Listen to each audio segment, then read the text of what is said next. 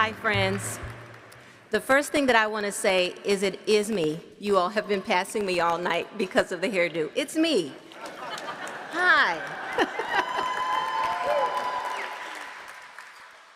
This is one of my favorite times of the year. A little intimate dinner with 700 of our closest friends. I'm thrilled to share a milestone that our village has reached together. But first, just want to share, when I was drafting my thoughts, I knew that making a connection between being an educator and a gardener was the right analogy. However, I found myself struggling to draw poetic parallels between being an educator and a gardener. And in a moment of honest self-reflection, I said to myself, "You're struggling, beloved, because you do not know how to garden." In fact, the last orchid you were gifted, you took it straight to Miss Bogle in the science lab because you knew it would not thrive under your care. Thank you, Miss Bogle, for taking good care of my plants. But I can appreciate the act and the result of gardening enough to know that our little community is its own garden. And something beautiful has bloomed as a result of our effort, our patience, and our teamwork. This year, May 2026, for the first time in the history of Bishop John T. Walker School for Boys, some of our own young men who sat in our classrooms and who were little kindergartners with backpacks almost as big as they were, that group will graduate from college this May.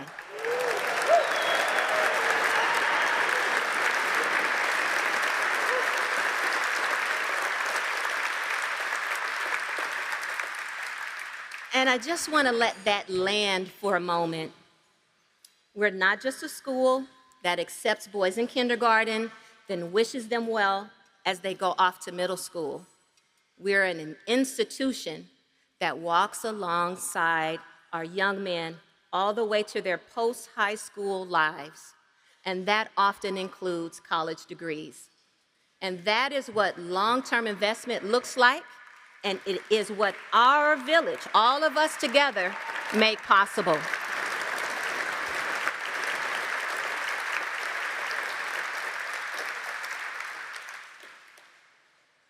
For our new friends in the room, welcome. We hope this is not your last of your first dinner. And as a reminder, BWS is the only 100% full scholarship, up to 96 full scholarships every year.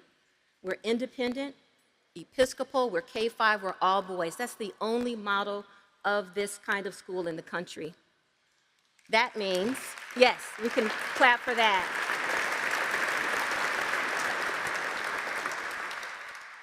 And that means we pour into boys that sometimes the world overlooks, and we stay with them for the long haul. That sustained focus and investment over time is only possible because of you. Our graduates did not get here alone. Their parents and families guided them. Our leaders, our faculty and staff pour into them every day. Our founders, our donors, our board members, all of the partners, the churches and the parishes, you all have helped hold BWS steady. And most importantly, our scholars themselves put in the work to succeed.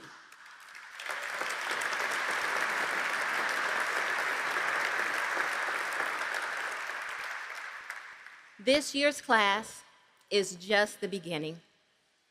There are boys right now we will see tomorrow morning who will stand where our college graduates stand today, and who, with your unwavering support of Bishop Walker's vision, will be ready to walk through the door of opportunity.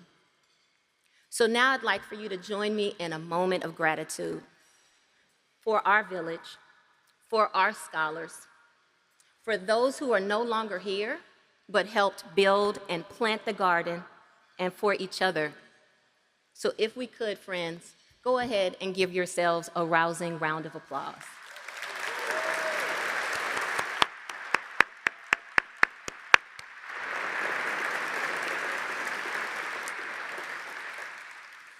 Before I bring up one of our college graduates who is here with us tonight, I want to take some time in this significant moment to recognize a few BWS leaders who are here this evening. I'm the head now, but there were leaders before me that set the foundation. Mr. James Woody is our founding head of school.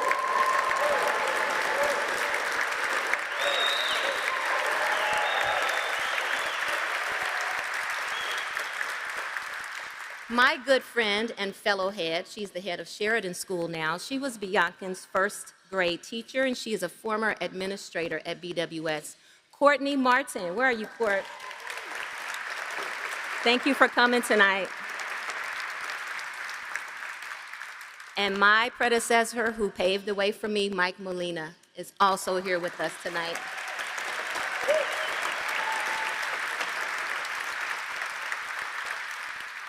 Your leadership investment, friends, in BWS really helped make everything I described possible. And now, it is my absolute joy to introduce you to a young man who has graciously flown in to represent our class of college graduates. He's a member of the BWS Class of 2016, and he will be graduating in May from Alabama A&M University.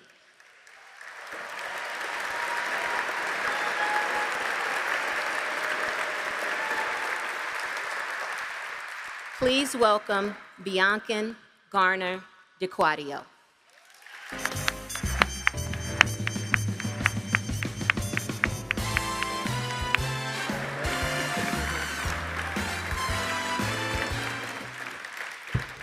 Hi, good evening, ladies and gentlemen.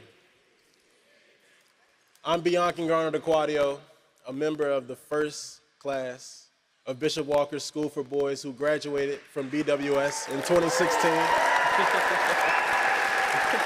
Thank you.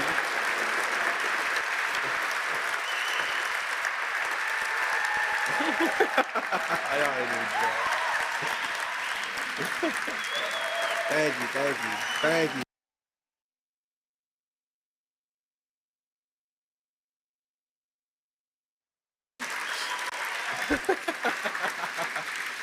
Thank you. I should be clapping for y'all.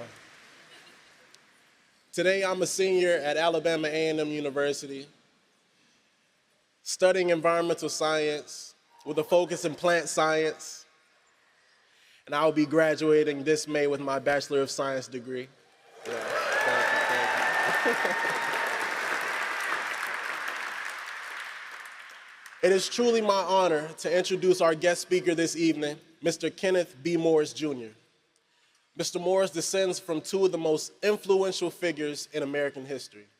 He is the great-great-great-grandson of Frederick Douglass and the great-great-grandson of Booker T. Washington.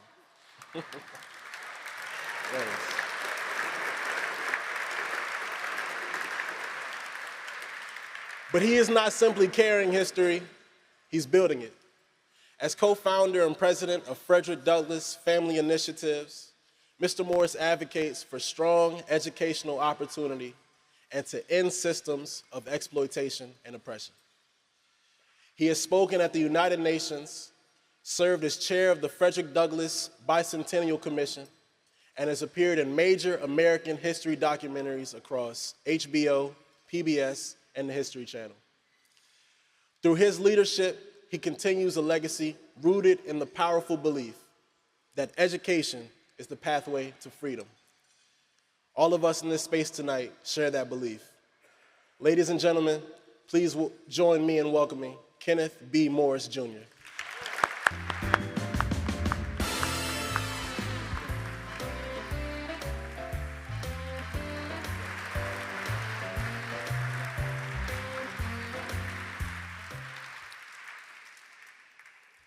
Good evening. Before I begin, I want to thank Biankan for that wonderful introduction. Hearing from a former Bishop Walker student who is now thriving both academically and athletically in college is a powerful reminder of why we are gathered here tonight. Your journey reflects the very promise this school was built to nurture. Thank you so much, Biankan.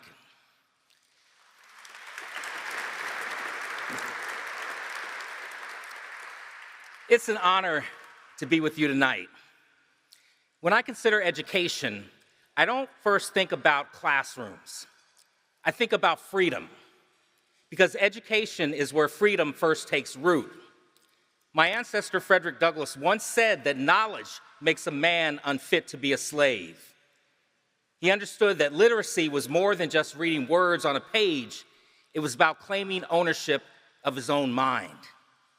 My other ancestor, Booker T. Washington, built schools not only to educate minds, but also to shape futures. He believed that when you build institutions, you create stability. When you create stability, you cultivate dignity. Both of my ancestors understood the same truth. Education changes a life, but it does not stop there. It also changes a lineage.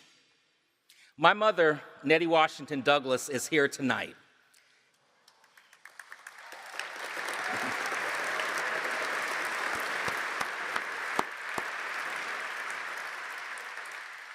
She is the living union of the Frederick Douglass and Booker T. Washington families, the convergence of two legacies grounded in education, discipline, and faith. Through the union of her parents, those historic bloodlines came together, and she has carried her inheritance with grace, elegance, and with purpose. Mom, will you please stand?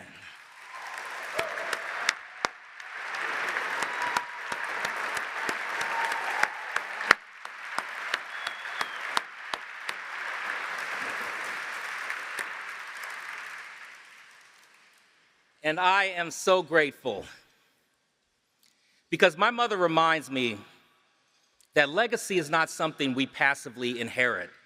It is something we actively steward with intention. We all stand on the shoulders and walk in the shoes of those who came before us. And history lives in each of us. And that is why education never merely is personal, it is generational. Bishop John T. Walker understood that as well. He was not only a bishop, he was a builder. As the first African-American bishop of the Episcopal Diocese of Washington, he believed faith must confront real-world issues. He believed leadership involves expanding opportunity and building stronger communities. He devoted his life to expanding possibilities in this city. Last year, in 2025, we marked what would have been his 100th birthday. And in this centennial year, as the Bishop Walker School celebrates the 100th anniversary of the enduring legacy that inspired its founding, we see the living expression of that vision. And before I go further, I want to recognize someone whose example speaks more powerfully than any words I could offer tonight. Mrs. Walker.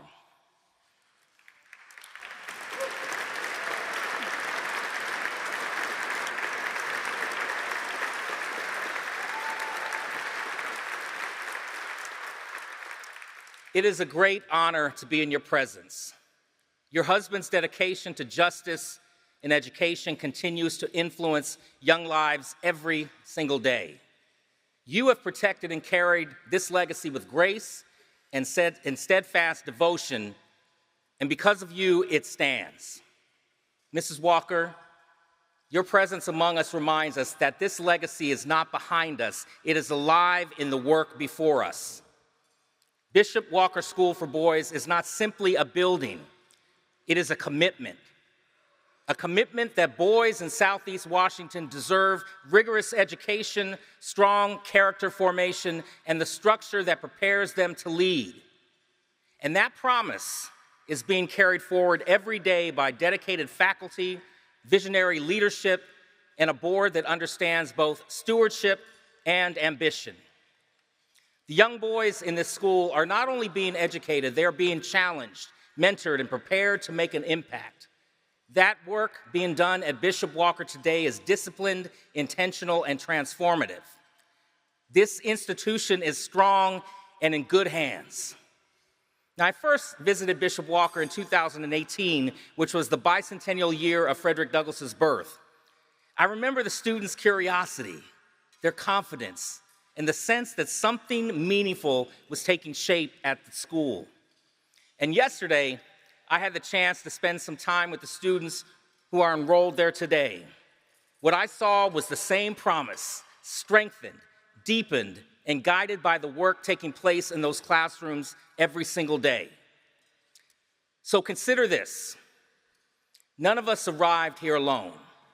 If we trace our stories back, we will find someone who invested in us long before we could give anything in return. The opportunities we enjoy did not appear by accident. They were forged by courage, forged by sacrifice, forged by investment. A 100th anniversary is not simply a time to look back. It's a time to decide what the next 100 years will look like. What kind of leaders will emerge from these classrooms?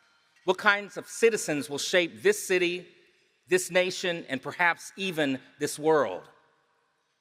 The answer will not be determined by good intentions alone. It will be determined by resolve. Frederick Douglass said, "It's easier to build strong children than to repair broken men." And that is not just a quote.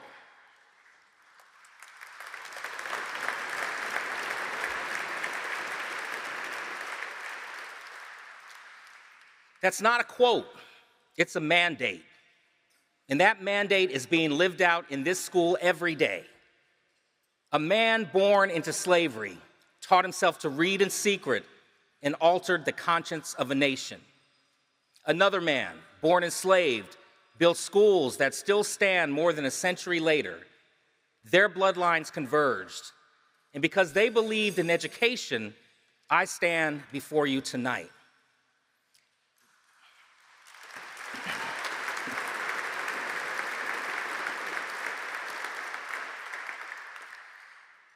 That is the power of building strong children. That is the power of institutions built on discipline and dignity. And that is the power of what is happening at Bishop Walker. In a few moments, when you lift your paddles, you're not just supporting a school, you're entering a lineage of builders and believers. You're deciding that 100 years from now, someone else will stand in a place as sacred and significant as this space. And say that because of the generosity shown here tonight, their family's trajectory was forever altered. The doors that opened for my ancestors were opened by struggle and sacrifice.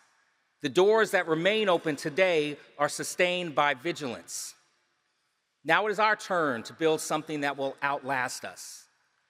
Not in theory, not in sentiment, but in action. All of us have been entrusted with an inheritance. Now it's up to decide what we will pass on to the next generation of leaders, forged in the mold of Frederick Douglass and Booker T. Washington and all the freedom fighters that came before us. Booker T. Washington said, "If you want to lift up yourself, lift up someone else." Yes, history lives in each of us, but the future depends on how we carry it forward. Thank you. Thank you.